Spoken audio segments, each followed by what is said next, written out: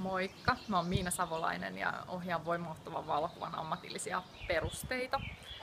Ollaan pitämässä vuoden mittaisen täydennyskoulutuksen päätöspäivää Villa Marjaniemessä Ruissalossa Turun kesäyliopiston järjestämällä kurssilla. Ja täällä on upeita sosiaali- ja terveysopetusalojen ammattilaisia ja työyhteisöjen kehittämisen ammattilaisia, jotka on tullut opiskelemaan dialogista työotetta ja sitä, miten voisi kuunnella sitä omaa asiakasta, potilasta, oppilasta paremmin.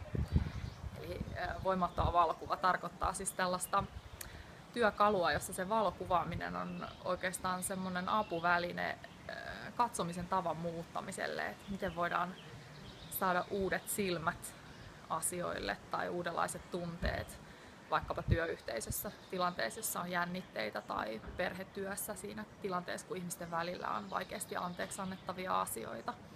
Ja tämä koko juttu perustuu siis semmoiselle yksinkertaiselle asialle, että kuvataankin sillä tavalla, että puretaan se valokuvaajan valta-asetelma. Eli kun normaalisti kuvaaja on se, joka päättää, miten hän näkee sen toisen ihmisen, niin nyt kuvaajan pitääkin luopua siitä omasta näkemyksestä ja kuunnella sitä toista ihmistä.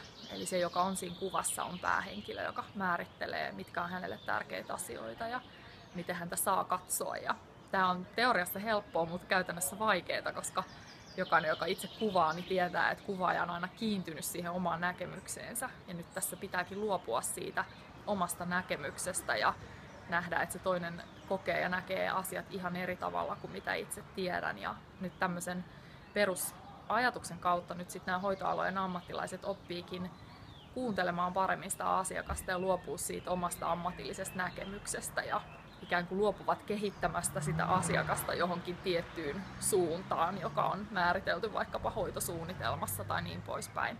Ja tämä tekee sen, että näiden ammattilaisten ja asiakkaiden välinen se asetelma muuttuu ja silloin siitä työstä tulee vaikuttavampaa se ihmisissä itsessään oleva ehjyys ja voimavarat ja semmoiset kadoksissa piilossa olleet asiat tulee esille ja tapahtuu parhaimmillaan ihmeitä, mutta ennen kaikkea se on tämmöinen win-win-tilanne, jossa siitä samoilla resursseilla saa ikään kuin parempaa työtä ja myös työntekijät saa merkityksellisyyden kokemusta omaan työhön ja kuormittuu vähemmän.